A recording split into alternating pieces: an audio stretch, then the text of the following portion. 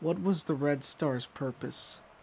The Red Star was first sighted in the Motunui online game, and ever since 2001, fans were wondering what its purpose was. Then, in 2006, the Matoran of Motunui were turned into the Toa of Nika. Then, later on, it was explained it acted as sort of a heaven for our Bionicle friends. But we never really got to find out why it turned the Matoran into Toa, and it was never explained. When you go to the telescope in Monog, you get this really creepy music, and it makes me wonder what the creators had planned for this little device. And if Bionicle had gone longer, what else could it have done? This next one, shout out to Metal Exter for recommending this one, and the upcoming photos are courtesy of him, so give him love, give him support, and let's get on with it. So first I'm going to say this is a completely unanswered question. It's up in the air for debate, because LEGO never really explained why Makuta made the Ultimate Mask of Power, and I'm going to give my interpretation on possibly why he made it. I think he made it possibly just to, be the ruler of the universe, take over Okoto or whatever the island's called, and just dominate everybody. That's my interpretation of. It's possible they might have pulled the 2009, make Motunui this huge ultimate guy, and make him go to different planets and control the Matoran universe, or what the Protectors universe, something like that. I'm sure eventually along the lines they would have taken inspiration from the original story. Speaking of that, I got a real unanswered question. Why the heck did LEGO not make Makuta an official set? And why would they cancel Bionicle and not give us the mask?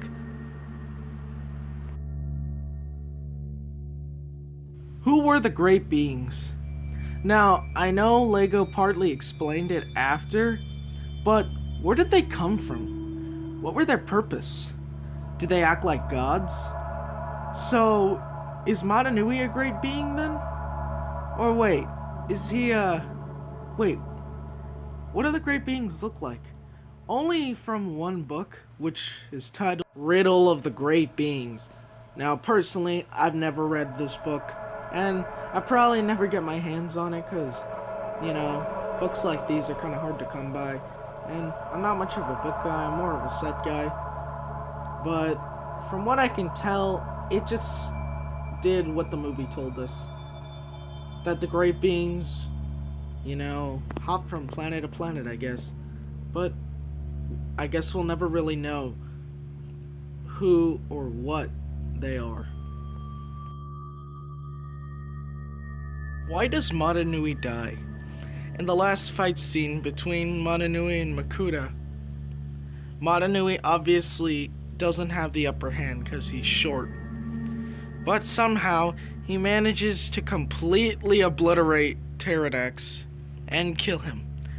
Then he starts repairing the planets. And then he dies for no reason. So, why did Motunui die? Well, there could be a couple of factors.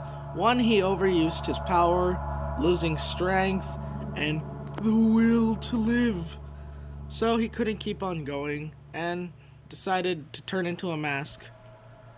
Or, this one's my favorite, he sacrifices himself for his people. So yeah, he uses his power like the first one, and he lets the Matoran and the Agori live in harmony together for thousands and thousands of years. Now, this is a really odd one. I remember it like it was yesterday. The Takanuva short, where he's fighting a few Rakshi and he apparently dies on the short. Now, there's a scene which has caused controversy in the community, as many recall it being there. And I'm going to show you a recreation of the original scene, how I remember it.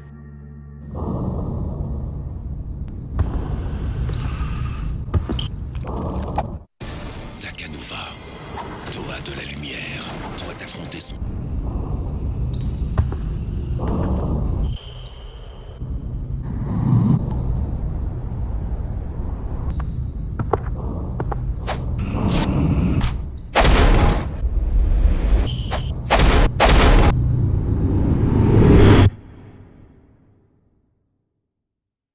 This one still puzzles me to this day. I swore the boulder scene was there. And it was in the same quality as the short. It's even weirder, there's talk of a Rockshi version, where Takanuva, it's from the Rockshi's point of view when they see Takanuva. I can't find this short anywhere, and I actually remember this one too.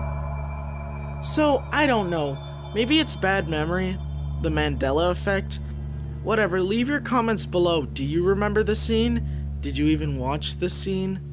I remember the boulder. I remember the Rockshi short with Takanuva, and I'm not talking about the character ones. Leave a comment below. Do you remember?